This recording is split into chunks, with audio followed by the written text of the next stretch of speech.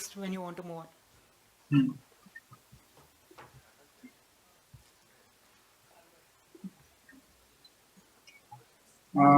Good evening, everyone.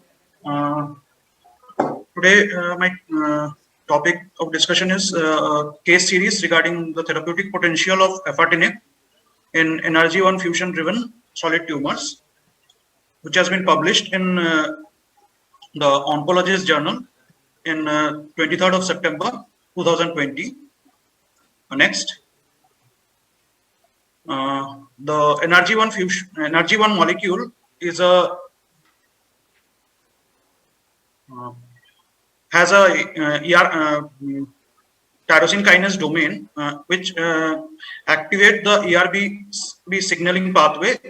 It is the inNRG1 fusion are rare oncogenic drivers in multiple tumor types, including non-small cell carcinoma, lung, pancreatic ductal adenocarcinoma, colorectal cancer, and cholangiocarcinoma. The overall estimated frequency of inNRG1 fusion is estimated around 0.2% of all solid tumors. But in invasive mucinous lung adenocarcinoma, its prevalence has been reported to about 30%. Its most common fusion partner being the CD74 and SDC4, the 5' fusion partner in lung cancer. And Afatinib is a pan-ERBB family inhibitor that may be an effective treatment for inNRG1 fusion-driven tumors. Next. And this report summarizes 6 previously unpublished cases of inNRG1 fusion-driven cancer treated with Afatinib, including 5 with metastatic lung cancer and 1 with metastatic colorectal cancer. There were several case reports showing a prolonged response of greater than 38 months with Afatinib treatment.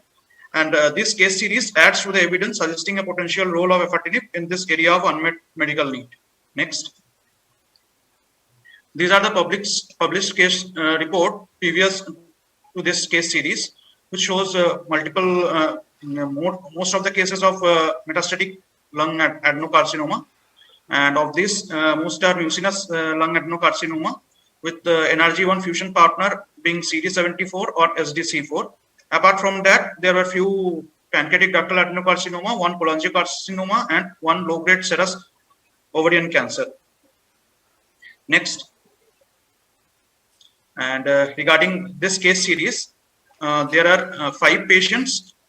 Of the 5 patients, there are 3 non-invasive, there are 3 non-mucinous adenocarcinoma lung metastatic, and 2 metastatic invasive adenocarcinoma lung, and 1 patient was of metastatic colorectal cancer. In the metastatic lung adenocarcinoma, the inNRG1 fusion partner, as previously been told, they were CD74 or SDC4. And the inNRG1 fusion detection method was by the genome sequencing. The initial Afatinib treatment was started mostly at 40 mg. In 1 patient, it was started at 30 mg. Next. And regarding the timeline for new cases for the starting of Afatinib, in the case 1, in the patient case number 1, it was started as a 15th line of regimen after progression to multiple lines of chemotherapy, and including TKI, which consists of Gefitinib and Erlotinib. In the second patient, the Afatinib was started as a 4th line of therapy after being progression to chemotherapy and 2 lines of chemotherapy and 1 line of immunotherapy. In the 3rd and 4th patient, Afatinib was started as a 3rd line of regimen after being progression to standard platinum and pemetrexed and a line of immunotherapy with nivolumab. Next. In the 5th patient, the Afatinib was started as a 2nd line of therapy after its progress. The patient progressed to cisplatin and pemetrexed. This patient, and in the 6th patient, the Afatinib was started after the patient progressed to standard capecitabine chemotherapy. In the 5th patient, the point to be noted is after the patient progressed to a 40 mg standard dose of Afatinib, the plasma level of Afatinib was measured, and in this patient, the Afatinib level was low, and so when it has been increased to 50 mg, the partial response was further maintained, and so it can be considered. Next slide, please. These are the CT scan findings of the respective patients. Next slide, please. Next slide, please. Next slide. The best response with Afatinib was a stable disease in 2 patients, duration up to 16 months when combined with local therapies, and partial response of greater than 18 months in 3 patients, including 1 with ongoing partial response after 27 months. The remaining 1 patient had a partial response of 5 months with Afatinib 40 mg per day, and then another 6 months, as I had told, after an increase to 50 mg per day. Next slide, please. At this time, there is no approved treatment for NRG1 fusion-driven tumors, and encouraging response was noted across the 6 new cases with cancer with NRG1 fusion in this case series.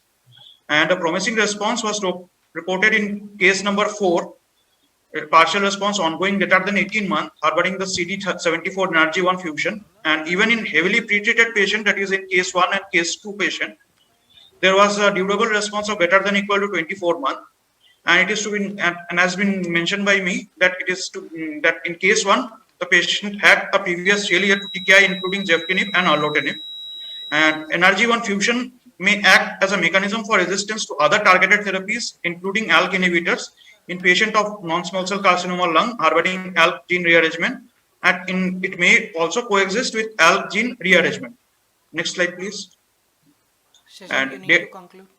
Data from this case series add to the growing body of evidence suggesting that Afatinib may be a potential treatment option for patients with NRG1 fusion positive tumors. And the cases in this series were from different institutions, and the method of detection of NRG1 fusion were different, which preclude comparison between the cases. A wider prospective study of NRG1 fusion with centralized testing would be useful to provide more information on the response of each fusion to various treatment. This evidence has to be confirmed by results of ongoing trials and put in the perspective of other therapeutic approaches. Thank you very much. Thank you, Shashank. Now